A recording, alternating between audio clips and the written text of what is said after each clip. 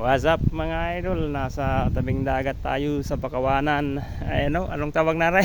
Anong tawag ng kahoy na to? Pagatpat. Ayan. Pagatpat. Hindi pagatpat to. Ayan. Tayo nadako dito sa Barangay Bula, General Santos City. Napadpad tayo rito sa tabing dagat. Ha? Yung pira, no? Tira na. Yung bag. Sabi, wala man yung pupunta na. Pira. Abunay mo kayo. Hindi na rito. Oo. Ayan.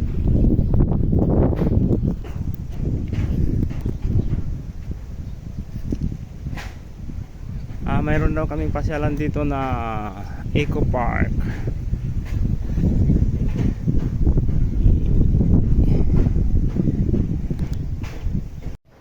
Ayan. Oh. Bawal tapakan ang tanom. Ay, ito. Ay, sa Bipar. Eco Park ng Bipar. Ano yan? Mga tinatanim sa dagat? Matamnan ba ang dagat? Ha?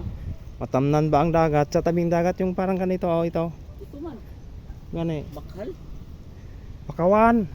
Ha? Bakawan. Yung mga ito. Bakal. Abot dito yung tubig. Oo. Pag mag high tide na. Oo. Abot. Yan. Asa ang entrance? Wala mang entrance. Zone 6 Small Fishermen. Ayan. Saan tayo dito? Wala man tao. Tubula Mangroves. Ay, mangroves. Ay, sus mangroves. Kamakain mo yung mangrove. Mang mangrove dito kay ginawang tulay, oh. Tingnan daw natin yung mga mangroves. Tara na. Ayan mga idol, ah.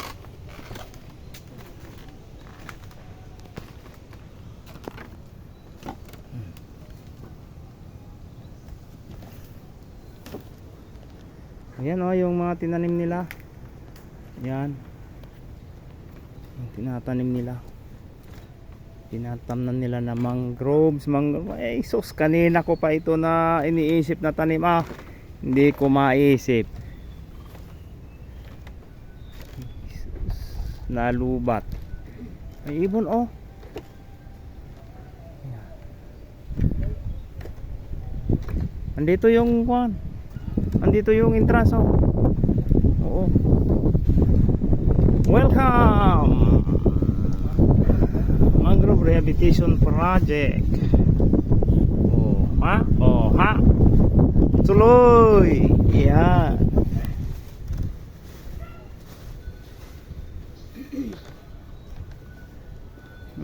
May mga cottage din pala rito na pwede natin kung ano. You are entering a street prison. Naka-on.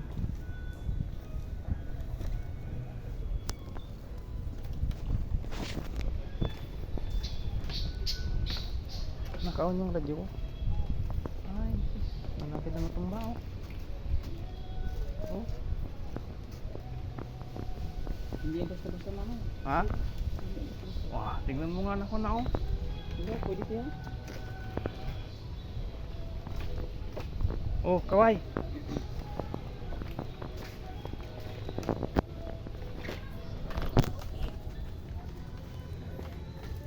Huwag ka lang mahulog na cellphone. Ay, kung ikay mahulog, naku po. Ayun, tambasakan. Asa? Ang laki, ayun. Asan? Yung nasa kwan. Ayun, marami. Ay, oh, madami, oh. Tsura nga natin. Anong pangalan? Tambasakan. Tambasakan? Parang palaka ng dagat. Hindi, parang ang tawag dyan.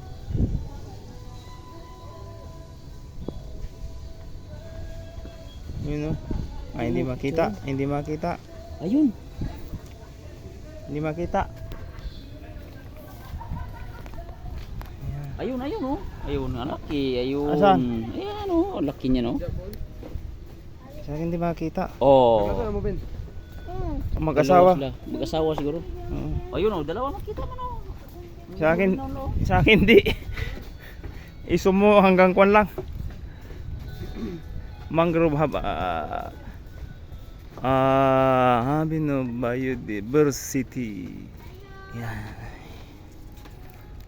Yan mga idol, hindi naasahang pangyayari na napadpad tayo sa lugar na ito.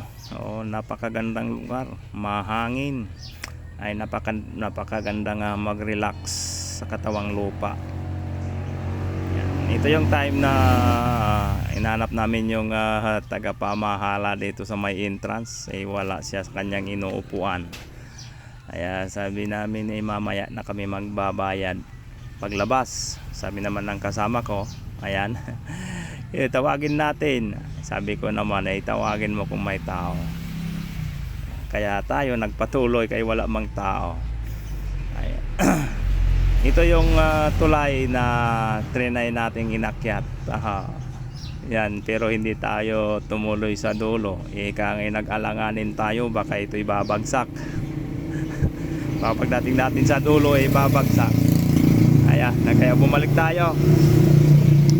Pinasyalan natin yung loob nito. Napakagandang lugar. Tabing dagat siya. Mahangin talaga mga idol. Promise, mahangin. Napakaganda sa pakiramdam. Ayan, nagtuloy tayo upang tignan yung kagandahan sa loob, sapagkat kami nasa may entrance palang banda. Ayan, na tulay na kawayan po yung aming dinadaanan. Ayan mga idol, tignan nyo yung mga video. Ayan,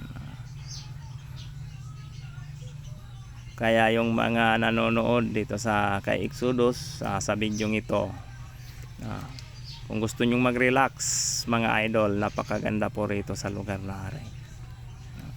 Mahangin, pwede rin kayong magbaon. Ayan o, yung mga tinatam na nila na kahoy na mangroves. Yan. Ayan o, duyan, net. Yan, pwedeng maghiga, net.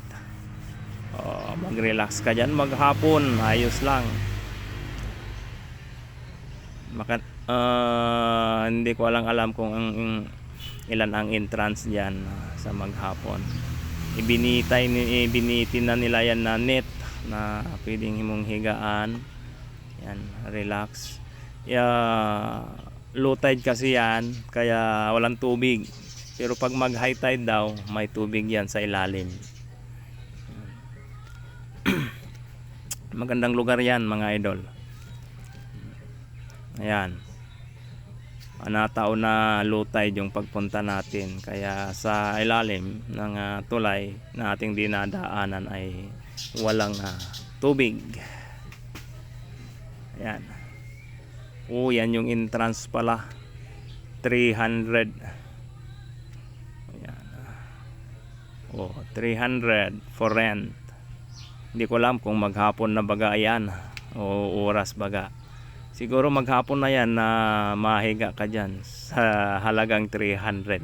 Kung 10 naman kayo, kaya daw ng 10 iyan. Di tagta 30 pesos lang bawat isa. Magbaon na rin kayo ng mga chichirya, kainin nyo dyan, mag-relax.